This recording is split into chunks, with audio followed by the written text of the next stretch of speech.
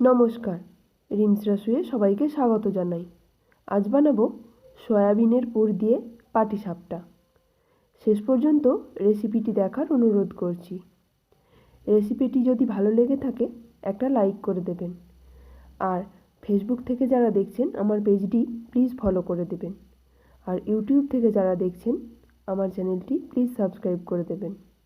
পাটিসাপটা বানানোর জন্য প্রথমে একটা পাত্রে 1 কাপ ময়দা আর হাফ কাপ সুজি নিয়েছি। তাতে 1/4 কাপ চিনি দিলাম আর অল্প একটু নুন দিয়ে শুকনো উপকরণগুলো ভালো করে মিশিয়ে নেব। তারপর অল্প অল্প করে দুধ দিয়ে একটা পাতলা ব্যাটার তৈরি করে নেব। আমি ব্যাটারটা পুরোটাই দুধ দিয়ে তৈরি করেছি। আপনারা চাইলে অর্ধেক দুধ অর্ধেক জল দিয়েও তৈরি করতে পারেন। পাতলা ব্যাটারটা তৈরি হতে 1.5 কাপ মতো দুধ লেগেছে। ব্যাটারটা তৈরি হয়ে যাওয়ার পর ঢাকা দিয়ে 1 ঘন্টা রেখে দেব। ততক্ষণে আমি পুরটা তৈরি করে নেব।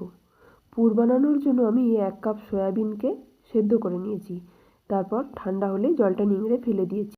নিয়েছি 3/4 কাপ পাটালি গুড়, 150 গ্রাম খোয়া ক্ষীর, এলাচ গুঁড়ো আর হাফ কাপ দুধ। এবার সয়াবিনগুলোকে পেস্ট বানিয়ে নেব।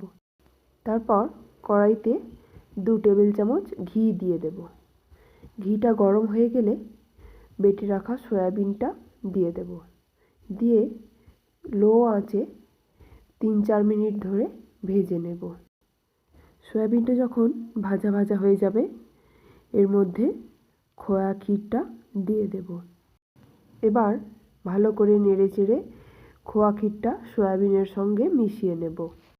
এরপর হাফ কাপ দুধটা দিয়ে দেব। তারপর আবারও নেড়ে চেড়ে কিছুক্ষণ ধরে মিশিয়ে নেব।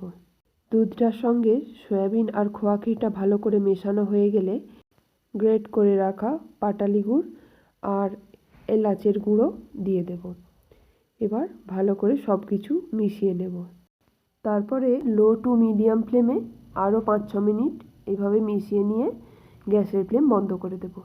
এটা ঠান্ডা হলে আরও একটু শক্ত হয়ে যাবে। এবার ব্যাটারটা আরও একবার ভালো করে গুলিয়ে নেব। তারপর একটা ফ্রাইং প্যান গরম করে তাতে ঘি ব্রাশ করে দেব। এখন 1 হাতা ব্যাটার দিয়ে হাতার পিছনটা দিয়ে ভালোভাবে ছড়িয়ে দেব। এটা কম আঁচে রান্না করতে হবে। তারপর ওপরের কালারটা যখন চেঞ্জ হয়ে যাবে সয়াবিনের পুরটা এইভাবে লম্বা করে দিয়ে দেব। তারপর আস্তে আস্তে রোল করে মুড়ে নিলেই তৈরি হয়ে যাবে একটা পাটিসাপটা। এই একই পদ্ধতিতে বাকি পাটিসাপটাগুলো তৈরি করে নিয়ে সার্ভ করে দেব। এইভাবে বাড়িতে অবশ্যই একবার ট্রাই করে দেখবেন। আর বাড়িতে ট্রাই করলে আমাকে কমেন্ট করে জানাবেন কেমন লেগেছে। ভালো লাগলে বন্ধুদের সঙ্গে শেয়ার করে দেবেন। শেষ পর্যন্ত ভিডিওটি দেখার জন্য অসংখ্য ধন্যবাদ।